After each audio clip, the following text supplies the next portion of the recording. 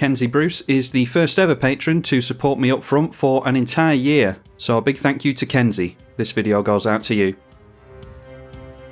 Okay, so just looking over the deck list now, I've already been over the deck list and made a Mark II version here, but just off memory I'm going to try and tell you what I've cut. Pretty much just cut everything from the higher section here. You really don't want this many 4, 5 and 6 drops in 1v1 really. You probably only want 1 or 2 6 drops, and then maybe 2 or 3 in the 5 slot. Probably 2 to 3, maybe squeeze out 4 in the 4 CMC slot as well. So we've got rid of the Thunderfoot Baloth. This was supposed to be like a kind of Crater Hoof type of thing, but cheaper. I just don't think we're going to need it. And then I said before that I was thinking about cutting the Primordial Sage and just keeping the Soul of the Harvest, so I have decided to do that. Might end up putting Primordial Sage back because it is a creature-based deck, obviously, with those cards, but I think we only need one version of those, especially with our commander. And then also cut the Tendershoot Dryad. This is a pet card of mine. Not a bad card by any stretch, but it's nowhere near as good as the bombs in the deck, such as Deep Forest Hermit and the other one, Deranged Hermit. They just give you the tokens straight away, and if you've got the Concordant Crossroads in play, then you can swing in with them immediately and draw cards. So yeah, Tendershoot Dryad just a little bit too slow, decided to cut that. Shamanic Revelation was cut as well because it was a little bit win more, I think. I thought that going in, and I also thought maybe if our commander does get removed somehow, then maybe we can rely on this to draw cards instead. But when we've got things like Aura and Frostfang, I think we can ditch the Shamanic Revelation and never really miss it. I always drew into it, and I was disappointed to see it, and that's a dead cert that you need to get rid of a card, really. Then in the 4 slot, it's these top 2. A Seeker's Chariot. This was a hangover from the fact that it was a token deck originally, so decided to cut that in the end. And Guardian Project as well. With it being a creature-based deck, I thought we'd make more use of it, but again, never found myself wanting to cast this. We'd much rather just cast the Beast Whisperer because, like I said, it is a creature-based deck, so if we can get card draw triggers from playing creatures, including the creatures themselves, in that and the 6 CMC ones as well, then that would be much better. So decided to get rid of those. Don't think we really ditched anything from the 3 CMC slot apart from Miri. Got rid of Miri and replaced it with the Predator Ooze here, but I think I binned it in the Mark II version eventually, so if there's some cards that you're missing, you want to build this deck, Predator Ooze might be a good one for you. You might have one of those lying around. I dare say it's cheap to buy as well. So basically what we've ended up doing is, I think I put a Worldly Tutor in here. Let's just go over to the deck list now, actually. So this is the one that we are going to be running. I have removed a couple of lands because we kept drawing into lands and getting flooded. So replace the lands with the Chrome Mox. That's the one that takes a card out of your hand and then you can tap it for green in this case. And replace the other land with a Mana Vault so that we can get down our commander really quickly. And speaking of getting our commander down really quickly, a turn 1 commander with the Jeweled Lotus. We just drop this and a Forest or any land that taps for mana on turn 1. And after that, it was just a case of ramming a bunch of 1 and 2 CMC creatures in here. So we've got the Allosaurus Shepherd, which is obviously not for swinging in. If we can swing in with it, then great. But that can buff our entire army when we've got a lot of mana from a Gaia's Cradle. Main thing is for the protection against control decks, like we just faced the Kaikar, so that would have been useful potentially against that. Ginger Brute was already in there. We've got Hope of Gaia Rapport. Again, just a 1/1 flyer. It's evasive. We can hit our opponent with it, but that would have been useful against the bounce spell that we were just playing against. We could have sacrificed this, forced them to use the bounce spell in response before they can't anymore, and then we could have dropped the, Beast Within, or Beastmaster Ascension even, to swing in for lethal. Potentially, in that very specific scenario that we were in anyway, we could have done that. And then in the 2 CMC slot, got the Hovermere, again, evasive, 2 mana creature, easy to cast. Sky Skiff and Smuggler's Copter. They will be protected against board wipes for the most part, or creature-based board wipes anyway. And then I don't think Scrib Ranger was in here. That has flash. That is pretty much just a 1/1 flyer with flash. Yeah, there's nothing really much to say about the creatures really, other than they are small and evasive. And then there was another creature in the deck that I found, but it's obviously not available on Magic Online. Let me just have a quick look for what it's called. Moonsprite. Moonsprite is a 1/1 flyer for 2 mana in green. It's a really old card, not available on Magic Online, so let's replace that with something else. I think I found a replacement. Oh yeah, I'm going to try out Throne of the God Pharaoh. If we want to tap down mana dorks and swing in with our creatures anyway, then I'm thinking Throne of the God Pharaoh might be really good, so don't want to put too many non-creature spells in here, but we will try Throne of the God Pharaoh and make sure, or test out that works even. So yeah, let me get the cards that I'm missing and we'll get on with another game, see how these changes fare. Okay, Golos is as popular as ever, seems to be one of the only decks people run. Arbor Elf, Wood Elves, yeah, we've got Dorks and some haste, so let's keep that. Hopefully we can outpace our opponent. We are on the play, so let's drop the Arbor Elf. And it is an Amulet of Vigor from our opponents, so I'm guessing they're using the bounce lands. Well, they've definitely got tap lands, obviously, if they're going for Amulet of Vigor. Miri's Guile, yeah, so we can go... Yeah, we go Llanowar Elves. Definitely. And then do we want Swiftfoot Boots? Yeah, we could equip the Swiftfoot Boots next turn, couldn't we? So let's go for Swiftfoot Boots as opposed to the Miri's Guile here. We definitely want to try and outpace a Golos player of all the commanders that we're going to go up against. No point paying the 2 life for the Shockline because Amulet of Vigor will untap it anyway. And there is Sundial of the Infinite. Okay, Beastmaster Ascension, we're a ways away from doing that, so let's just tap down all of our creatures. Drop down the Toski. And then we'll play a land in Prismatic Vista, shuffle things around. And then we'll go in at our opponent with Toski and a Swiftfoot Boots. And obviously we're going to draw a card here. Okay, another Dork in Jiraga Tree Speaker. I think I'll just turn the Dork sideways next turn. They get a Crowsome Verge. And then, yep, just cracking that straight away. Making great use of Amulet of Vigor. And they go for a couple of Tricycle lands, which will be untapped. That is a Sultai one. And an Abzan one. Okay, Jeweled Lotus for us. If our opponent manages to get rid of our commander. We could just get down the Aurum Frostfang here. And draw twice as many cards on the Toski, and then we've got an Aurum Frostfang in play.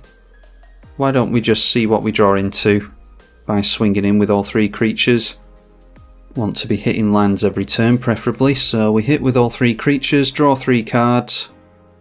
Alright, not getting into lands, being punished for only having 32 in the deck. So let's filter the top of our library with Miri's Guile. And then we'll get down the Bayou Dragonfly as well. Flying and Swamp Walk, so we'll likely be able to get through at least 1 creature next turn. A Candelabra of Tornos. And that's all they're doing there, so let's say always yes and yield to the Miri's Guile. Okay, Jolriel, an Emerald Medallion. Still not getting into the lands, unfortunately. And we don't have a means of shuffling things around, so let's just go in for the Jolriel and we'll start making some tokens with that. Play out the Jolriel and we'll go straight through to combat. So the first card, well, we know what the top 2 cards are, but on the first card that we draw with Toski we make a cat token. There is a land, that's really good. We're going to have Unblockable most likely with Bellowing Tangleworm. So why don't we go for... Let's just drop down the Emerald Medallion, because we've got quite a few green creatures in hand at the moment, so that should help us out nicely next turn. Play the Jeweled Lotus as well before we get wheeled. Obviously don't know if my opponent's actually running wheels or not. And there is the first bounce land that we're seeing. Azorius Chancery. tapping it down for mana before they bounce, and bouncing a different card. They go for their Golos, Tireless Pilgrim, and then shoving it back round to our turn. I really want to get down the Bellowing Tangleworm this turn, to be honest. Extraplanar Lens. Yeah, we can't have Beastmaster Ascension online this turn, and I'd really want to surprise my opponent with that, really. We'll have 6 mana if we go Extraplanar Lens and untap a few times with the Arbor Elf.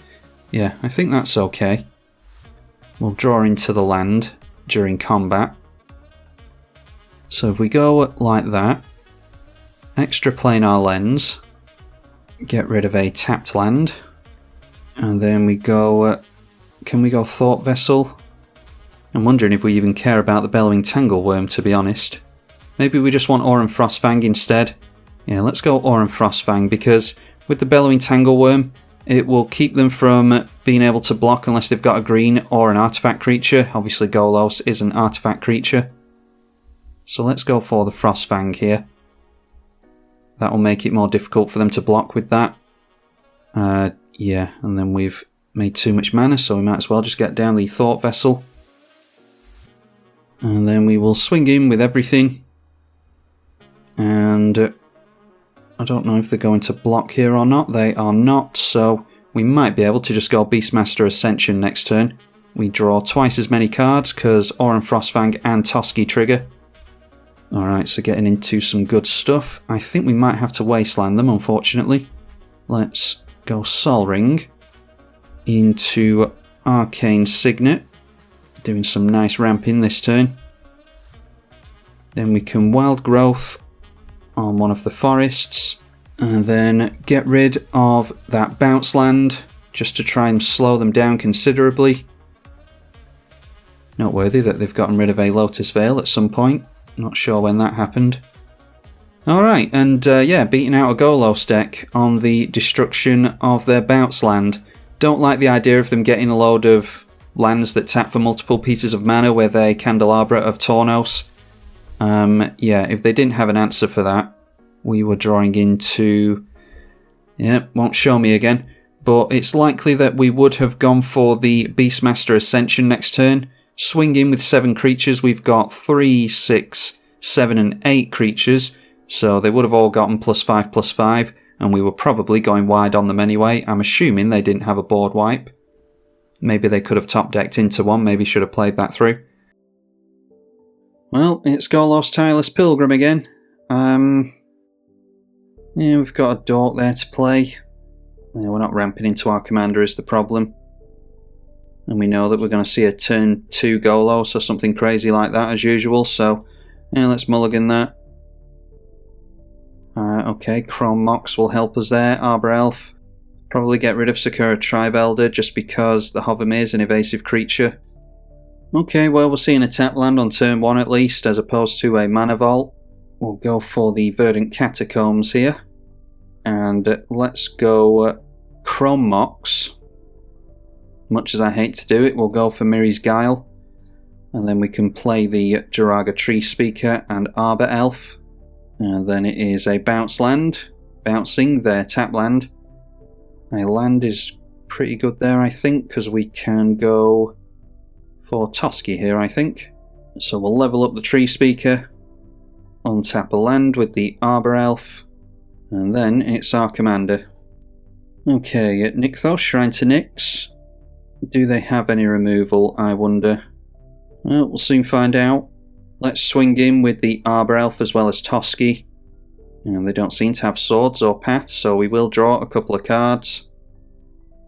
And there's Nature's Law, so if we go into Nature's Law, we'll have 4 mana left.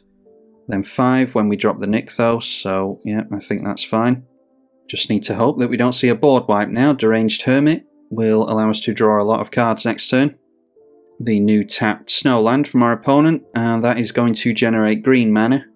Okay, continuing to just hold up mana. They have not got double blue. They might have some removal though. Not going to pay the echo cost on the Deranged Hermit. A Vernal Bloom is nice. Let's try and draw some cards first though. We'll hold back the mana dorks this time. And again, getting through, we're getting pretty lucky here. There is the Sky Skiff that we've just added to the deck, Soul of the Harvest as well. We've got 1, 2, 3 Devotion to green. So maybe we just go like this instead. Go Vernal Bloom, untap a Forest, that will now tap for 2 mana. Generate 4 green mana from the Nykthos. We'll drop Soul of the Harvest. And let's go Hovermere, which will draw us a card.